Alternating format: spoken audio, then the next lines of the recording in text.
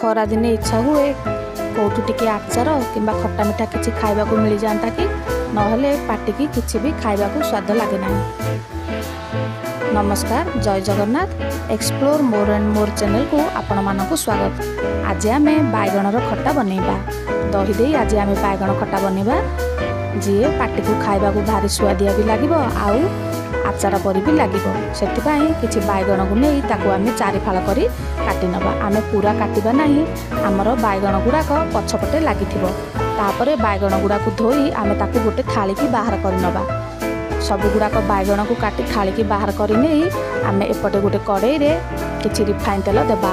आमे बैगण को छानिबा पई रिफाइन तेल नैछे, आपण चाहिले सोरिष तेल भी नै पारिबे कारण ये आचार परी लागिबो, किंतु मु रिफाइन तेल नैछि। सब गुडाक बैगण को देई ताको आमे भल से छानि नबा। जदि आपण मानको एमती मोर गाँ रोषे देखा भल लगुव ताहले मो चैनल को लाइक शेयर सब्सक्राइब करी कमेंट बॉक्स रे छोटो कमेंट टे कर दिंतु।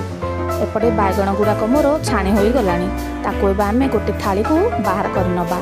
आउ किछि सोरिष तेल देई सेथिरे चामच रे हेंगु, गोटे चामच पान मधुरी, आ गोटे चामच जीरा, गोटे चामच सोरिष, गोटे चामच कला जीरा, आ गोटे चामच मेथी देई किछि पियाज कटा देई ताको आमे किछि समय भाजी नबा। पियाज सेपटे भाजी होला बेल को आमे एपटे मसला प्रस्तुत करिबा। मसला रे मु किछि सुखिला लंका, रसुण, पान मधुरी और जीरा नै ताको बाटी नेछि। आमर भी मसला रेडी हो गलानी, आ पियाज भी भाजी हो गलानी। आमे सेथिरे किछि मेरसुंगा पत्र देई आमे बाटी रखिथिबा मसला को सेथिरे दबा। आ गोटे चामच हळदी गुंड देई ताको भल से भाजी नबा। भल से भाजी नबा द्वारा आमर सुखिला लंकार रागिया अंशटा चली जिवो। एबे भल से मसला हळदी गुंड पकई ताको मिसेई सुखिला हवा जाई भाजी नबा। आउ सेथिरे किछि पानी देई ताको भल से मिसेई नबा।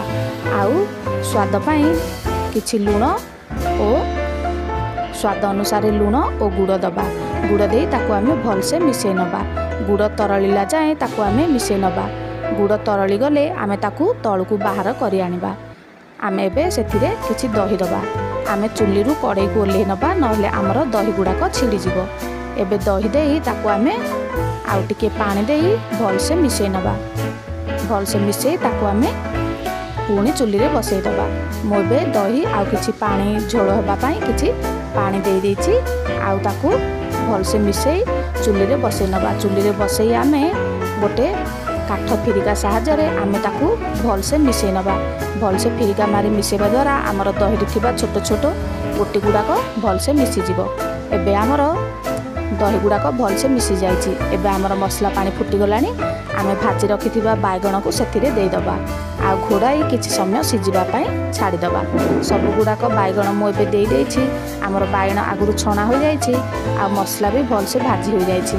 आमे अल्प समय केवल ताकू फुटिबा पई छाड़ी दबा। देखंतु आमर एबे बैगण खट्टा पूरा पूरी रेडी हो गलानी। एबे आमे किछि कस्तूरी मेथी देई ताकू पुणी भल से मिसेई नबा। धीरे मिसेइबा नहले आमर बैगण गुड़ाक खराब हो जिवो। मिसेई ताकू आमे तळकू बाहर कर नबा। आपण भी एमती बैगण खट्टा बनै खांतु। आकू आपण भात सांगरे रुटी सांगरे जाहिर चाहिले मध्य खाई परिबे।